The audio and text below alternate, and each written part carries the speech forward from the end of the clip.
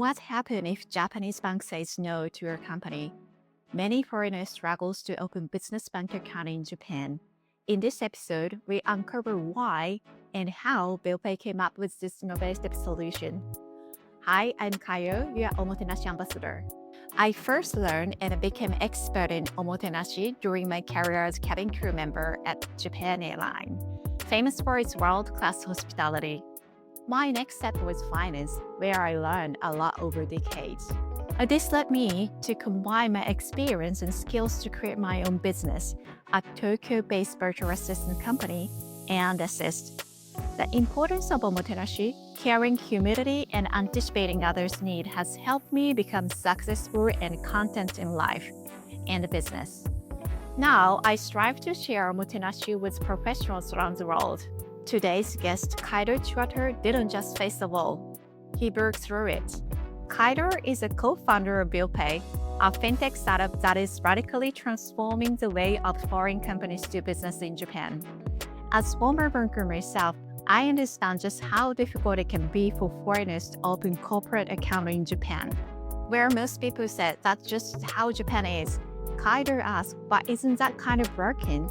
And more importantly, he came up with solution. This is a story of challenge, empathy, and transformation. To me, this truly embodies the spirits of Omotenashi, not just kindness, but the courage to confront real problems, take actions, and open doors for others. As a Japanese entrepreneur myself, I couldn't be prouder of him. Let's get started.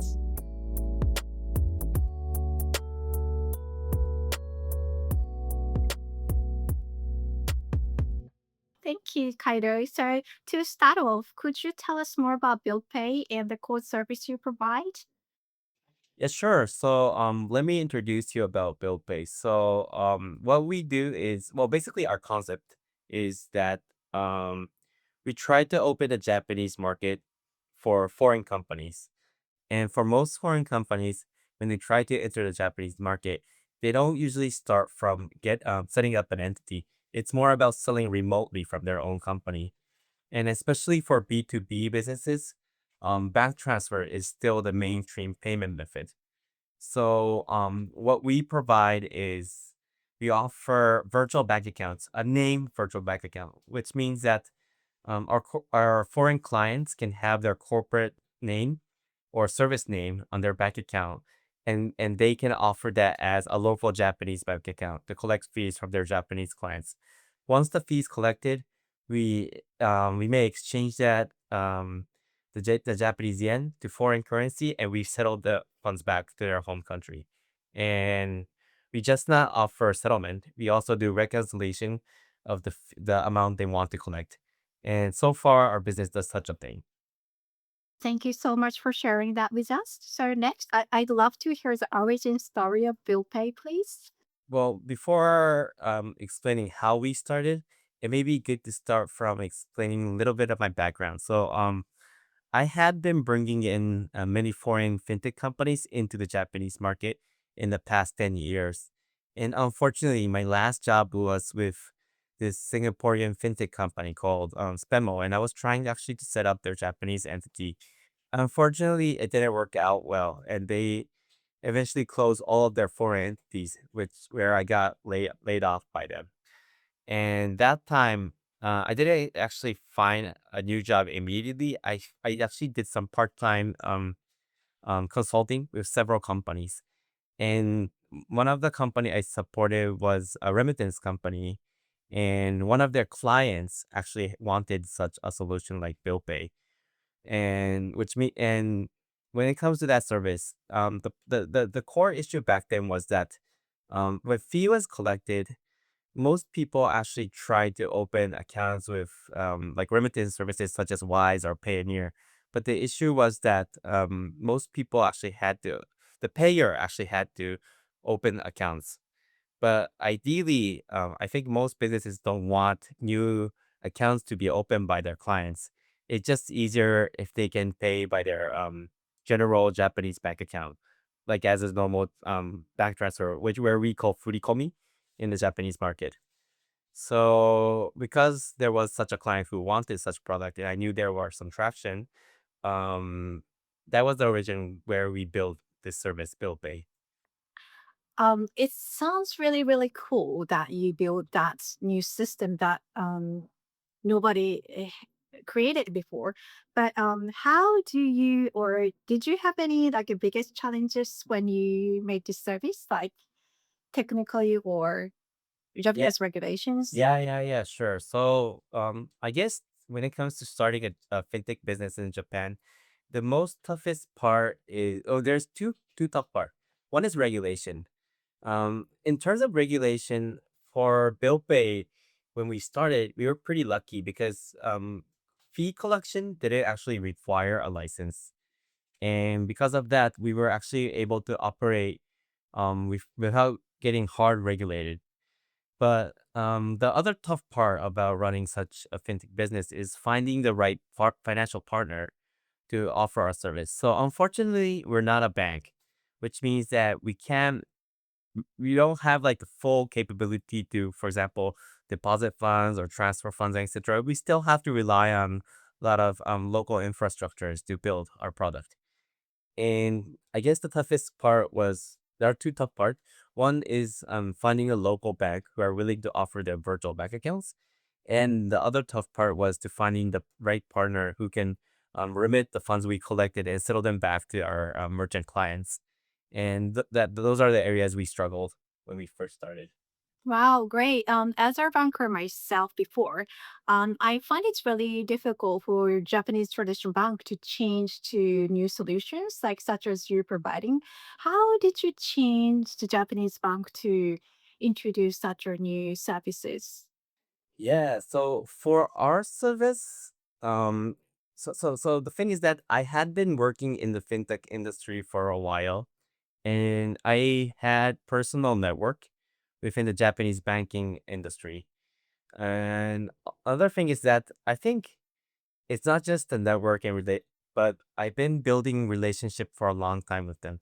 So, like for example, my previous company, the Singaporean company, um, the bank that they were serving, well, about to serve them, is actually the same bank as the bank that they are serving us now. And when I had to close down that previous entity, I actually went to apologize to their CEO that we were able to properly launch the Singaporean fintech service in Japan. But luckily, I think he became a big fan of myself personally, and he looked into what I'm gonna be doing next.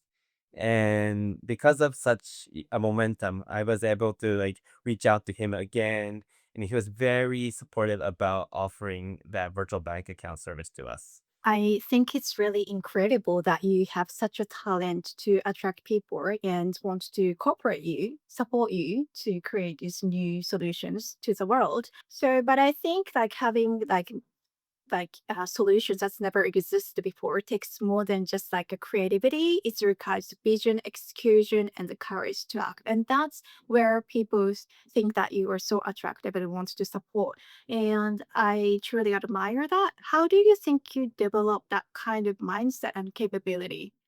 I guess for myself, I started out my fintech or finance related career from working from an enterprise bank here in Japan.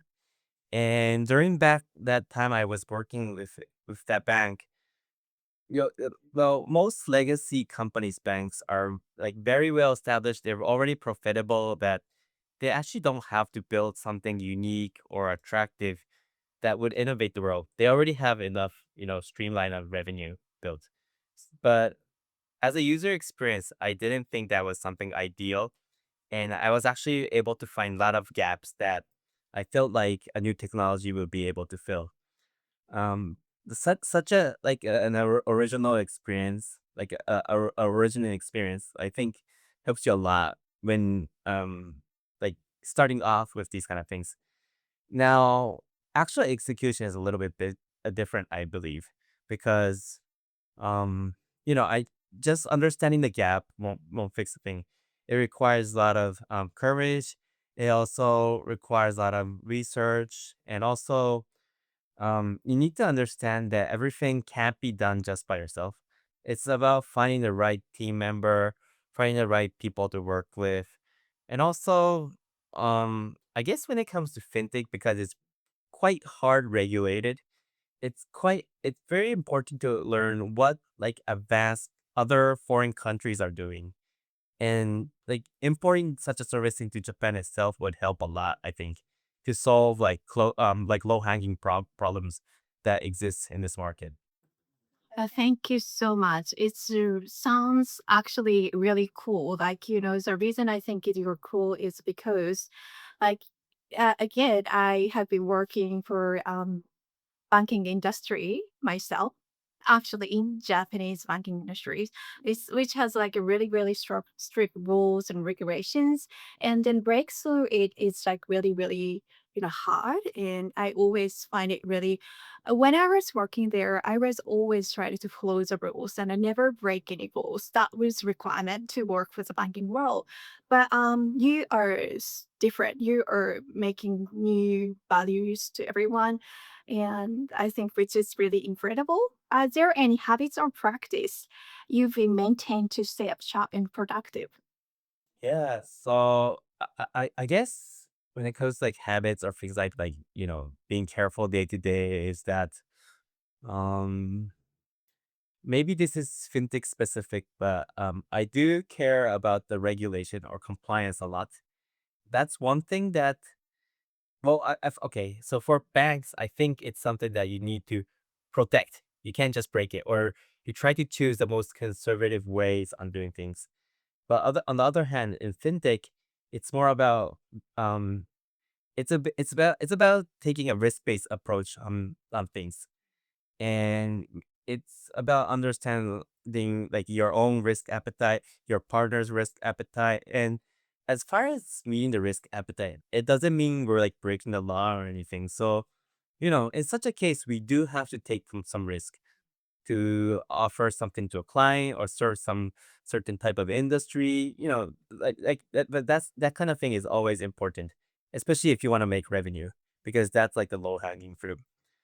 But if think in the long term, another way of thinking is that you need to understand the core issue of your client. So banking, fintech, or banking or payment in general, it's quite a simple concept, right? So for example, banking, it's basically depositing people's funds, but like that deposit is just getting like lent or invested on others so it can generate like revenues out of the small interest they can make, right?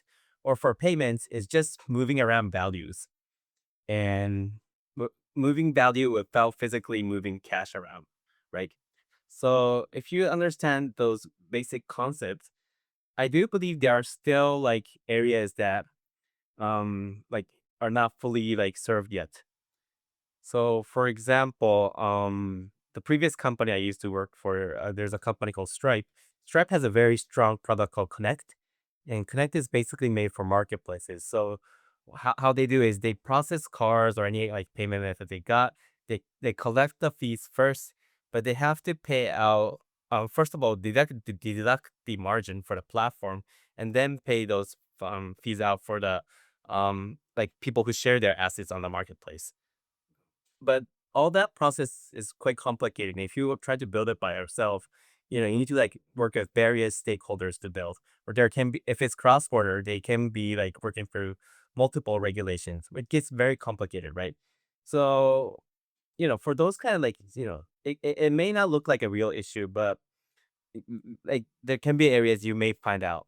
And if you feel like it's worth building, or if you understand like what kind of infrastructure to use to build that, it's about just trying that out, I think.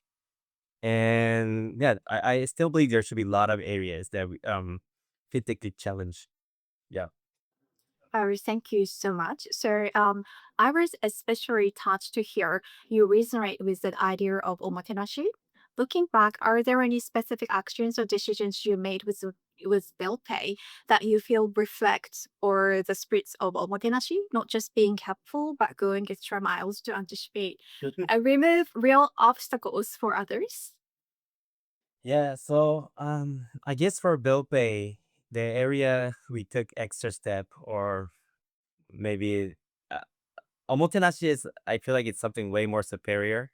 than what we currently offer. We're still a very minor, like young, immature company. So I'm not sure we're like in that level of Omotenashi, but maybe one thing I can raise is that for BillPay, we do handle some high risk clients and we do take risk-based approach for that. So for example, for specific industries, there are limits that amount of that service or product can be imported or offered to like Japanese individuals, for example.